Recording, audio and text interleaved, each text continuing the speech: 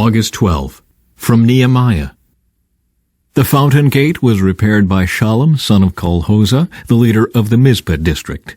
He rebuilt it, roofed it, set up its doors, and installed its bolts and bars.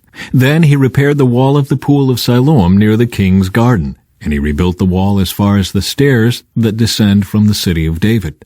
Next to him was Nehemiah, son of Azbuk, the leader of half the district of Beth Zur.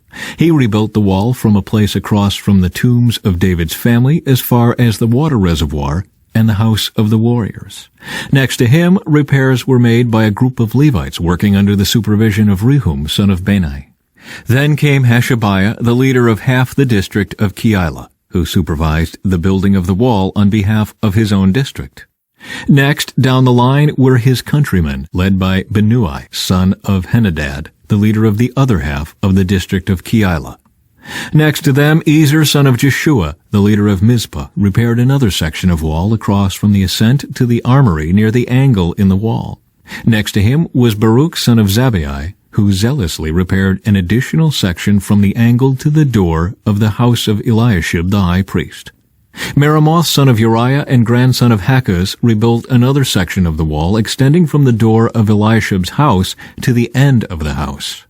The next repairs were made by the priests from the surrounding region. After them, Benjamin and Hashub repaired the section across from their house, and Azariah, son of Maaseiah and grandson of Ananiah, repaired the section across from his house.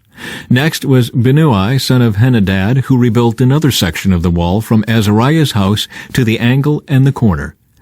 Palal, son of Uzai, carried on the work from a point opposite the angle and the tower that projects up from the king's upper house beside the court of the guard. Next to him were Pedaiah, son of Parosh, with the temple servants living on the hill of Ophel, who repaired the wall as far as a point across from the water gate to the east and the projecting tower. Then came the people of Tekoa, who repaired another section across from the great projecting tower and over to the wall of Ophel. Above the horse gate, the priests repaired the wall. Each one repaired the section immediately across from his own house. Next, Zadok, son of Immer, also rebuilt the wall across from his own house, and beyond him was Shemaiah, son of Shechaniah, the gatekeeper of the east gate. Next, Hananiah, son of Shelemiah, and Hanan, the sixth son of Zalaph, repaired another section, while Meshullam, son of Berechiah, rebuilt the wall across from where he lived. Malchijah, one of the goldsmiths, repaired the wall as far as the housing for the temple servants and merchants, across from the inspection gate. Then he continued as far as the upper room at the corner. The other goldsmiths and merchants repaired the wall from that corner to the sheep gate. Sanballat was very angry when he learned that we were rebuilding the wall. He flew into a rage and mocked the Jews, saying in front of his friends and the Samaritan army officers, "What does this bunch of poor, feeble Jews think they're doing? Do they think they can build the wall in a single day by just offering a few sacrifices?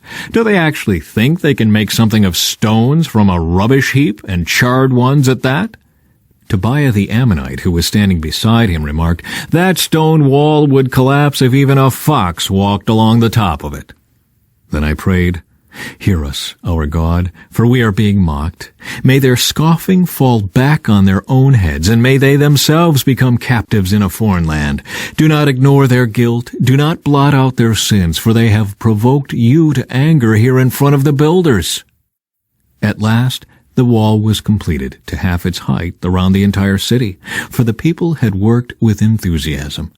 But when Sanballat and Tobiah and the Arabs, Ammonites, and Ashdodites heard that the work was going ahead and that the gaps in the wall of Jerusalem were being repaired, they were furious. They all made plans to come and fight against Jerusalem and throw us into confusion. But we prayed to our God and guarded the city day and night to protect ourselves. Then the people of Judah began to complain. "The workers are getting tired, and there is so much rubble to be moved. We will never be able to build the wall by ourselves." Meanwhile, our enemies were saying, "Before they know what's happening, we will swoop down on them and kill them and end their work." The Jews who lived near the enemy came and told us again and again, "They will come from all directions and attack us."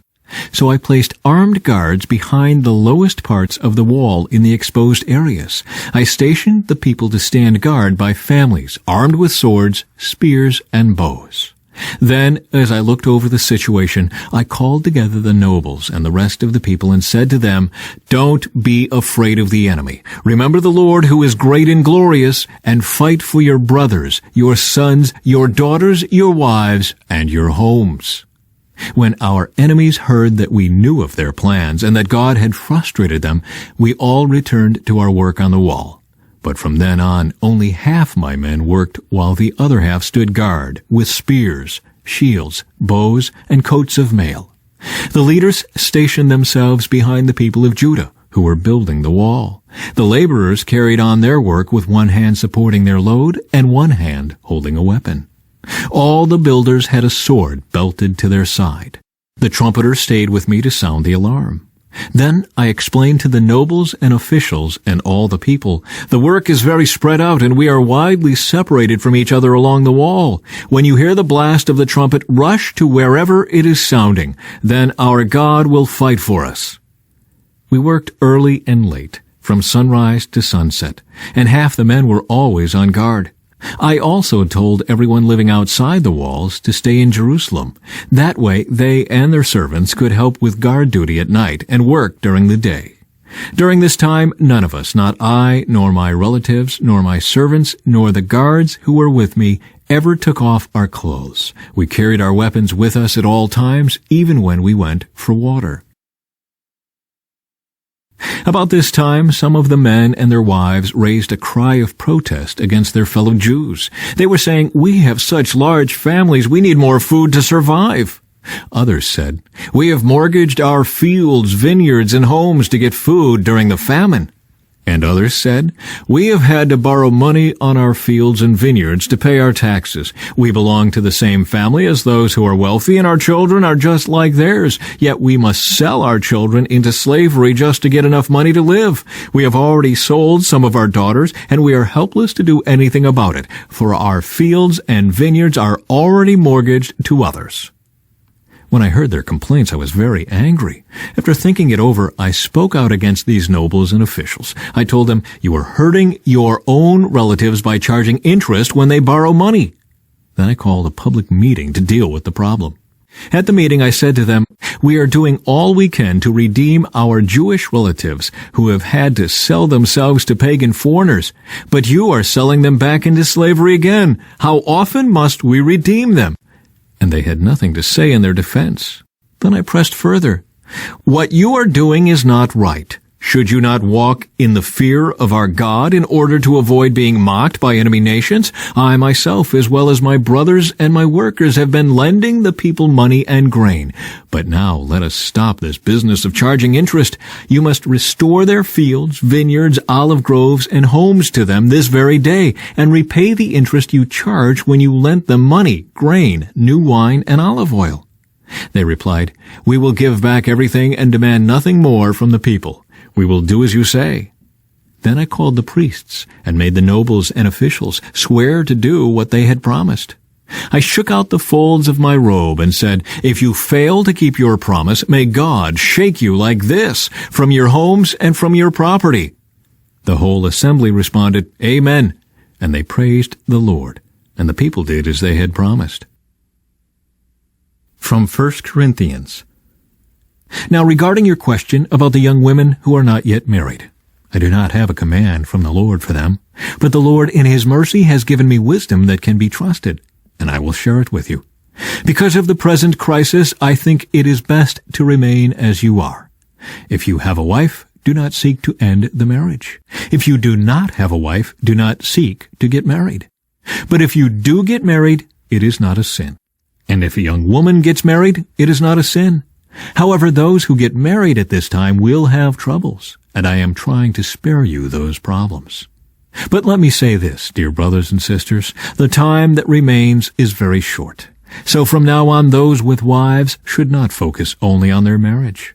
Those who weep or who rejoice or who buy things should not be absorbed by their weeping or their joy or their possessions.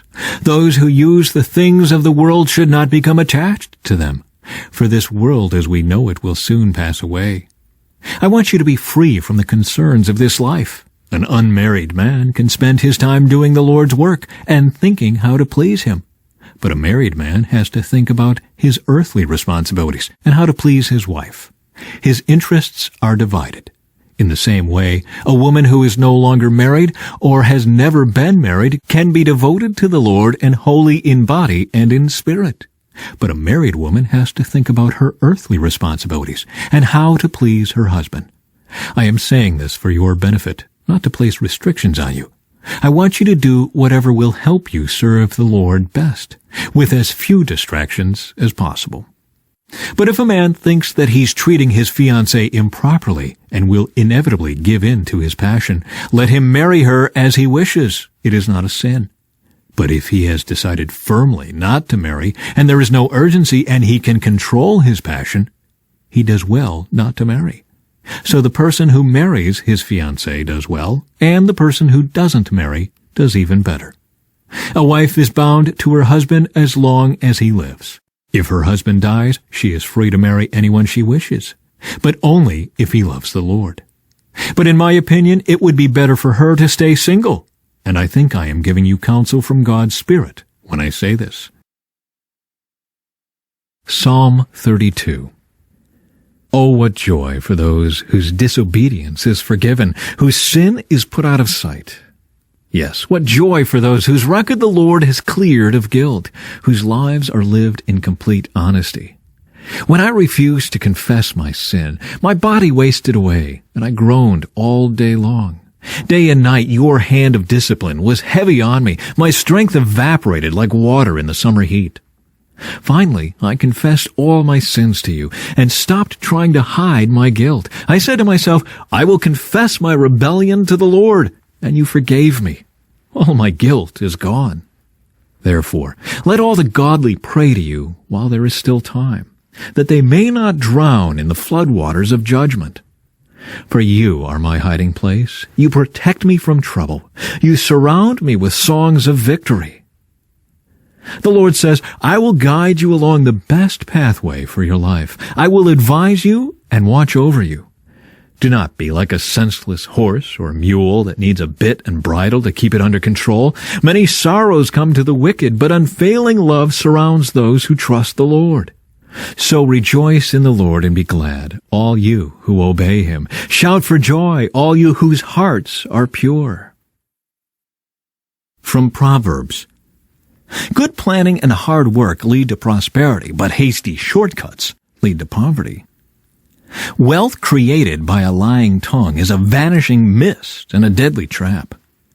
The violence of the wicked sweeps them away because they refuse to do what is just.